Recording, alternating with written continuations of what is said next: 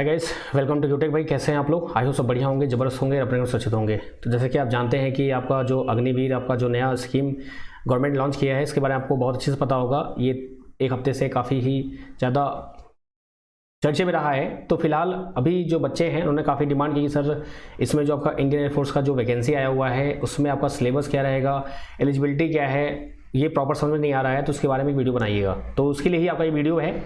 आइए शुरू करते हैं, देखते हैं आपका ये इसमें क्या क्या इंपॉर्टेंस है, जो भी आपकी चीज़ें हैं वो देखते हैं हम लोग। आपका मेन वही है, एज लिमिट क्या होती है आपकी, सिलेबस क्या आपका है, सिलेक्शन प्रोसेस क्या आपका है, फॉर्म फीस क्या आपकी है, एग्जाम डेट कब होगा, ये जो आपके मेन पार्ट है वही हम बात करने वाले हैं, नथिंग एल्स। ठीक है। सो यहाँ पे अगर आप देखो ध्यान से, तो यहाँ पे मुझे जूम करना पड़ेगा, तो जूम करके आप देखो ध्यान से, तो यहाँ पे इन्होंने बोल रखा है कि जो आपका ऑनलाइन रजिस्ट्रेशन यहाँ पे होगा, जो का ये ऑनलाइन रजिस्ट्रेशन आपका जो दिया हुआ है, क्या दिया हुआ आपका ये गिवन है 24 जून से आपका 5 जुलाई तक, यानी कि आपका बहुत कम टाइम दिया है। 24 जून यानी कि 5 जुलाई, हार्डली आपका 12 दिन दिया हुआ है, 10 से 11 दिन, 12 दिन आपको दिया हुआ है।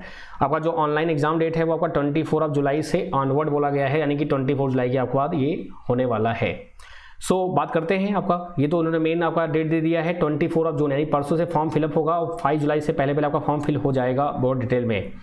चलिए आगे बात करते हैं हम लोग, सिंपल सा कि आपका जो एप्लीकेशन यहाँ पे है कैसे आपका होगा। आप सिंपली ऑनलाइन रजिस्ट्रेशन कर सकते हैं यहाँ पर, और आपका ये 10 बजे से आपका 24 जून से आपका 5 बजे शाम को 5 जुलाई तक ये एक्सेप्ट किया जाएगा। आपके जो फॉलोइंग डॉक्यूमेंट्स कौन कौन से हैं ये आपको बताया गया है। आपका 10th का मार्कशीट होना चाहिए, पासिंग आपका 12th का आपका होना चाहिए। 12th का अगर आपका 10+2 नहीं है, तो अगर आपने डिप्लोमा किया है तो वो आपका अलाउ रहेगा। अगर वो भी नहीं है, तो अगर आपका 2 ईयर्स आपका कुछ कर रखा है आपने कोर्सेज वगैरह, तो वो आपका एलिजिबल रहेगा। ठीक है, यानी कि डिप्लोमा अगर आपने किया हुआ है इंजीनियरिंग डिप्लोमा, तो भी आप एलिजिबल हो, क्योंकि बहुत सारे बच्चे 10th के बाद डिप्लोमा कर लेते हैं तो वो एलिजिबल हैं। ऐसा बिल्कुल नहीं है कि वो एलिजिबल नहीं है। अगर आपने 10+2 किया हुआ है तो आप एलिजिबल हो। अगर आपने 10+2 भी नहीं किया, डिप्लोमा भी नहीं किया है, अगर आपने 2 ईयर्स कोई वोकेशनल कोर्स किया है, तो भी आप एलिजिबल रहेंगे। बाकी आपका थंब और आपका फोटोज वगैरह जो आपका है, साइज क्या कैसे है, वो आप फॉर्म फिल करते समय आप आराम से देख सकते हैं बिना किसी दिक्कत के। बात करते हैं यहाँ पे फोटो जो आपकी होनी चाहिए वो अप्रैल 2022 से पहले की नहीं होनी चाहिए, क्योंकि अगर आप ज़्यादा पुरानी फोटो लगाते हैं तो आपका जो फेस है वो थोड़ा चेंज हो जाता है, इसलिए ऐसा करते हैं ताकि आप वो ऐसा ना हो कि आपका फेस कुछ और हो जाए और आपका फॉर्म वहाँ पे कुछ और आपने फिल कर दिया। ठीक है। एग्जामिनेशन जो आपकी फ़ी है वो आपका 250 रुपीज़ है, ऑनली आपका है, आप 250 रुपीज़ पे कर सकते हैं, ये आपका एग्जामिनेशन फ़ी है। अच्छा आगे बात करते हैं आपका, तो यहाँ पर कुछ खास आपका जो डिटेल है यहाँ पे, ठीक है। बाकी आपका एलिजिबिलिटी क्राइटेरिया देखते हैं आपका क्या होगा। डेट ऑफ बर्थ आपका जो है, ये आपका ब्लॉक जो है वो 29 दिसंबर 1999 एंड 29 जून 2005, ये दोनों डेट आपकी इनक्लूसिव हैं। मीन्स जनरली होता क्या है कि आप ये डेट्स एक्सक्लूड कर देते हैं, लेकिन यहाँ पे ये इंक्लूड हैं। 29 को भी अगर आप पैदा हुए हैं तो भी आप एलिजिबल हो, 29 से पहले आप एलिजिबल नहीं रहोगे। फिर ऐसे ही आपका 29 जून जो आपका है ये आपका लास्ट है, इसके ऊपर गए तो आप एलिजिबल नहीं हैं, इससे पहले आप एलिजिबल हो। बात करते हैं एजुकेशनल क्वालिफिकेशन की, तो अगेन वही आपका, अगर आपका साइंस सब्जेक्ट्स में अगर आपने किया हुआ है, यानी आपका 10+2 है या उसके इक्विवेलेंट आपने एग्जाम दिया हुआ है जिसमें आपका मैथमेटिक्स, फिजिक्स एंड इंग्लिश आपका है, और सबसे बड़ी बात ये कि आपका जो 12th आपने किया है वो 50% होना कंपलसरी है, और साथ ही साथ आपका इंग्लिश में 50% मार्क्स होना कंपलसरी है। बात समझे आप, यानी कि ओवरऑल भी परसेंटेज जरूरी है और आपका इंग्लिश में भी 50% होना जरूरी है।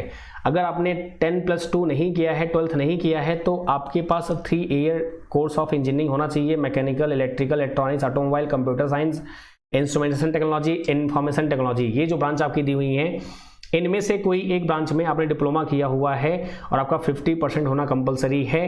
हाँ, मुद्दा ये है यहाँ पर कि इंग्लिश आपका मैंडेटरी यहाँ पे होता है। अगर इंग्लिश आपके डिप्लोमा में नहीं था तो आपके 10th या 12th में आपका इंग्लिश होना कंपलसरी है और आपका 50% मार्क्स होना जरूरी है, क्योंकि यहाँ पे साफ साफ लिखा हुआ है इंटरमीडिएट एंड मैट्रिकुलेशन आपका। ठीक है, अगर आपके डिप्लोमा में है तो कोई दिक्कत नहीं है, अगर डिप्लोमा में इंग्लिश नहीं था तो आपका होना जरूरी है। सेम से आपका 2 ईयर्स आपका वोकेशनल आपके जो कोर्स होते हैं फिजिक्स में आपका कंपलसरी है, दैट्स इट।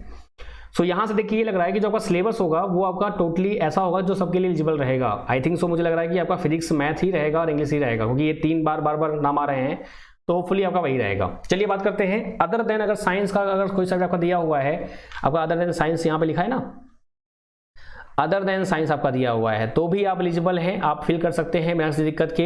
इंग्लिश आपका कंपलसरी है, अगेन इंग्लिश आपका होना चाहिए। अब नोट 1 क्या दिया है भाई, candidate eligible for science subjects examination on the basis of 10+2 और also eligible for the other than science subjects examination would be given option appearing in both and other science subject आपका। यानी कि अगर आप साइंस के student हैं और आप ये चाहते हैं कि मैं साइंस में भी फॉर्म फिल कर सकूं और उसके बाद जो अदर देन साइंस के ब्रांचेज आपकी हैं जिसमें आप जो बच्चों को अलाउ किया गया जिसके पास साइंस नहीं था, आप उसमें भी एलिजिबल हो, आप दोनों में फिल कर सकते हो।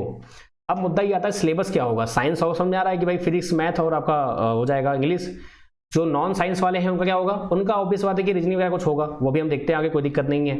ठीक है, नेक्स्ट आपका यहाँ पर जो दिया गया है, जो परसेंटेज आपका दिया गया है, परसेंटेज आपका 49.99% है, तो वो आप 50% सपोज नहीं करेंगे, वो आपका 49 पे इंक्लूड किया जाएगा। यानी कि अगर आपका 49.99 भी है तो भी आप एलिजिबल नहीं हो, आपका 50% होना कंपलसरी है, मस्ट है, कंपलसरी बोलते हैं, मस्ट बोलते हैं इसको आप। ठीक है, बाकी हाइट वगैरह आप देख सकते हैं खुद, इसमें तो खास कुछ बताना है नहीं। हाइट आपका 152.5 होना चाहिए, आपका चेस्ट जो है 5 सेंटीमीटर होना चाहिए, आपका वेट जो है वो आपका रेशियो बराबर होना चाहिए। अगर आपका लेसिक हो रखा है आंखों में तो आप एलिजिबल नहीं है बिल्कुल भी। हियरिंग भी आपकी सही होनी चाहिए, डेंटल आपका जो है वो आपको परफेक्ट होना चाहिए, हेल्थ इश्यूज आपके जो भी वो ठीक है। चलिए बात करते हैं आगे हम। नेक्स्ट आपका जो है इसमें आता है आपका, just wait for a moment. हाँ, तो अगेन आपका वही कि आपके जो भी टर्म्स एंड कंडीशन आपकी दी हुई हैं, आप उसके लिए आपका ड्रग्स आपके लिए अलाउ नहीं है, कंजक्शन वगैरह ड्रग्स वगैरह एल्कोहल जो लेते हैं आपका लिए सही नहीं है, वो आप एलिजिबल नहीं है उसके लिए, मतलब एलिजिबल समझ रहे हैं आप, आपको अलाउ नहीं किया जाएगा, मतलब ये टर्म्स एंड कंडीशन आपने पढ़ रखा है भाई। एम्प्लॉयबिलिटी आपकी जो रहेगी वो सेम जैसे रहती है वैसी रहेगी, ट्रेनिंग आपका रहेगा जैसा होता है। लीव वगैरह आपको 30 डेज की मिलेंगी जो भी आपका है, आपका पर ईयर सिक लीव भी आपकी रहेंगी। आपका जो कैंटीन का जो फैसिलिटीज़ है, मेडिकल फैसिलिटीज़ है, आपको सब कुछ वैसा ही मिलेगा, लेकिन आपका जो टेन्योर रहेगा वो आपका 4 ईयर तक का ही रहेगा। यानी कि आपका 30,000 रुपये मंथली आपका रहेगा, 21 आपका वो मिलेगा इन हैंड मिलेगा, बाकी 9,000 आपका कटेगा एंड 9,000 गवर्नमेंट आपको देगी आपके अकाउंट में पर मंथ। जितना कटेगा उतना ही आपका अकाउंट में भी डालेगी उसमें, यानी मोर और लेस आपका टोटल 10 लाख आपको 4 ईयर बाद आपको मिल जाएगा। ये तो आपने देख रखा होगा, इसमें कुछ खास बताना नहीं है। आते हैं अपने मुद्दे पर, सीक्वेंस ऑफ एग्जामिनेशन, क्योंकि आप जानते हैं कि भाई इसमें आपका एक और बात यहाँ इंपॉर्टेंट है कि ये जो इन्होंने ये बोला है ना, एक्स सर्विसमैन स्टेटस आपका यहाँ पर नहीं होगा, ये थोड़ा गड़बड़ था। एक्चुअली आपको देना चाहिए था ना, अब एक्स सर्विसमैन देते तो सही था, आप अदर एग्जाम्स के लिए फिर अप्लाई कर सकते थे। तो उन्होंने बोला है कि आपका एक्स सर्विसमैन यहाँ पे आप नहीं बोले जाएंगे, उसके लिए प्रॉपर जो 25% आगे जाएंगे उनको ही आप एक्स सर्विसमैन बोलेंगे। ठीक है, चलिए आते हैं, बात करते हैं अपने एग्जामिनेशन पे। बाकी ये सब बातें आपने एक हफ्ते से पूरा एनालिसिस किया होगा, आपके पास ये डिटेल में मुझसे बेटर आप जानते होंगे इसके बारे में। तो बात करते हैं हमारा जो मेन मोटो है, आपका एग्जामिनेशन कैसा होगा, आपका सिलेबस कैसा होगा, वो हम बात करते हैं। तो आपका जो एग्जामिनेशन होगा वो आपका ऑनलाइन टेस्ट होगा फेज 1 में आपका। इसमें आपका साइंस सब्जेक्ट रहेगा आपका, अगर साइंस से आप दे रहे हैं तो आपका 60 मिनट का पेपर होगा, उसमें इंग्लिश फिजिक्स एंड मैथमेटिक्स आपका रहेगा एज पर 10+2 सीबीएसई सिलेबस। अगर आपको सिलेबस की जानकारी और चाहिए तो आपका ये 1-2 दिन में 24 के बाद आपका ये फर्दर ये क्या करेंगे, आपको प्रोवाइड कर देंगे सिलेबस आपका जो है। ठीक है, जो भी आपका सिलेबस रहेगा, क्योंकि यहाँ पर देखिए सब लिखा है आपका।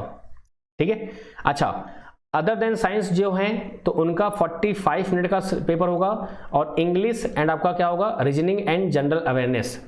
देखिए जिसके पास साइंस का है तो वो इंग्लिश फिजिक्स एंड मैथमेटिक्स देंगे, जो कि 10+2 आपका जो सिलेबस होता है उसके अकॉर्डिंग रहेगा।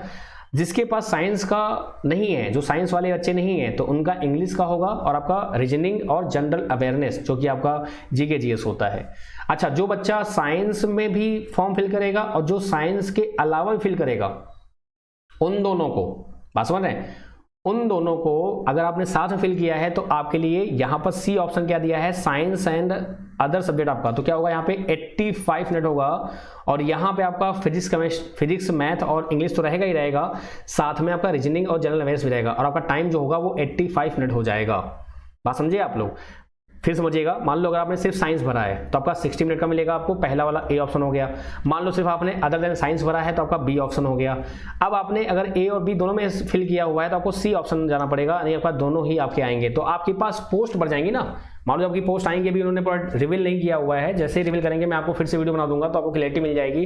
बाकी सिलेबस आपको पता लग गया कि भाई फिजिक्स मैथ आपको पढ़नी पड़ेगी, जस्ट लाइक आपका एटीसी जो आपका वैकेंसी अनाउंस हुआ है ना, एयर ट्रैफिक कंट्रोल, उसमें भी आपका ऐसा ही आता है, 10+2 आपका आता है सिलेबस आपका पूरा, मैथ और फिजिक्स आपका जो होता है वो, तो उससे आपको फायदा मिल जाएगा। बात करते हैं मार्किंग की, तो मार्किंग में जो आपका है यहाँ पर अगर आपने गलत आंसर दिया तो 0.25 मार्किंग होगी, अगर आपने सही आंसर किया तो 1 मार्क्स मिलेगा, अगर आपने टच भी नहीं किया तो आपका 0 मार्क्स मिलेगा आपको, यानी इसमें ना कोई कटेगा ना बढ़ेगा। नेगेटिव मार्किंग आपकी है, अल्टीमेटली ये है, ठीक है। चलिए, बाकी आपका जो ये फर्स्ट स्टेज रहा, सेकंड स्टेज आपका जो रहेगा उसमें आपका फिजिकल टेस्ट वगैरह होते हैं। अच्छा, इन केस कुछ भी दिक्कत, कोई भी डाउट है तो आप फील फ्री टू आस्क, आप पूछ सकते हैं। एडिशनल आपकी जो क्वालिफिकेशंस हैं आप दे सकते हैं। मैं इस पीडीएफ को आपका, मैं जो आपका टेलीग्राम चैनल है ना, मैं वहाँ पे आपको शेयर कर दूंगा। रत्नेश क्यूटेक नाम से टेलीग्राम लिंक है, वहाँ पे आप इसको पढ़िएगा। किसी भी पैरा में आपको दिक्कत आती है, कोई डाउट आता है, पूछ सकते हैं। तो जो मेन पार्ट्स थे मैंने आपको बता दिए कि भाई आपका एज क्या है, एज मैंने आपको बता दिया। आपका जो क्या कहते हैं, आपका किस डेट से किस डेट आप एलिजिबल हो वो आपने बता दिया मैंने आपको। सिलेबस क्या आपका है मैंने आपको भी बता दिया है। बाकी चीज़ें आपको पता होंगी, आपने बहुत अच्छी देखी होंगी। जो मेरा काम था, मेरा सिलेबस वाला जो भी पार्ट था वो मैंने बता दिया है। सिलेबस आपका नॉन टेक ही आने वाला है। नॉन टेक में समझ रहे हैं आप, फिजिक्स मैथ, खासकर 12th की। नॉन टेक मतलब ये नहीं कि आप फिजिक्स पढ़ने लगे वो लूसेंट और ये सब वाली फिजिक्स नहीं। आपका 10+2 में जो आता है, इलेक्ट्रिसिटी, मैग्नीशियम, आपका वेव ऑप्टिक्स, आपका ये सभी जितने आप पढ़ते हैं, ठीक है, ये मैं करा दूंगा, डोंट वरी, प्रैक्टिस में करा दूंगा आपको। 12th की फिजिक्स आप बहुत आसान होती है। जो आप पढ़ते हैं ना, इलेक्ट्रिकल में इलेक्ट्रॉनिक्स पढ़ते हैं, वही तो आपकी है। एक्स्ट्रा क्या पढ़ते हैं आप उसमें? एक्स्ट्रा आपका रहता है वही आपका क्या कहते हैं, रेडियोएक्टिविटी आपको एक्स्ट्रा पढ़ना पड़ जाता है। आपको ऑप्टिकल एक्स्ट्रा पढ़ना पड़ता है भाई। आपका ray optics and wave optics वो एक्स्ट्रा पढ़ना होता है। बाकी सबको आप सेम पढ़ते रहते हैं। आपका इलेक्ट्रिक फील्ड, मैग्नेटिक वगैरह जो भी आपका है वो आप सब पढ़ते ही हैं। इसका वीडियो मैं सेपरेटली बना दूंगा, डोंट वरी अबाउट दैट। बाकी कुछ भी दिक्कत है, कोई भी समस्या है, फील फ्री टू आस्क, आप मुझे कमेंट कर सकते हैं। आपका जो टेलीग्राम लिंक है वहाँ भी आप मुझसे जुड़ सकते हैं। और वीडियो को मैक्सिमम से कीजिएगा, जिससे कि आपका 24 को जब फॉर्म फिर से ओपन होगा तो जो भी और भी रिमेनिंग आपके डाउट्स या क्वेरी होंगी वो सॉर्ट आउट हो जाएंगी। टाइम कम मिल रहा है फॉर्म भरने का, तो इसलिए आप जल्दी फॉर्म फिल कर लीजिएगा। इनकेस कोई दिक्कत आती है तो बताइएगा आप लोग। Thank you so much guys, have a great day, bye bye, take care. एक बात और, ये वैकेंसी दिसंबर तक कंप्लीट कर ली जाएगी। 11 दिसंबर तक आप देख रहे हो यहाँ पर ये डेट लिखी हुई है, आपका ये कंप्लीट कर देंगे। तो इसलिए एक अच्छी वैकेंसी आप बोल सकते हैं। अगर आपको तैयारी करनी है तो आप कर सकते हैं, कोई दिक्कत नहीं है। हाँ, लेकिन चीज़ें बहुत फास्ट होने वाली हैं, तो इसलिए आपको बहुत थोड़ा सा प्रिपेयर रहना पड़ेगा। सो बाय बाय, टेक केयर, ख्याल रखिए अपना, हंसते मुस्कुराते रहिए।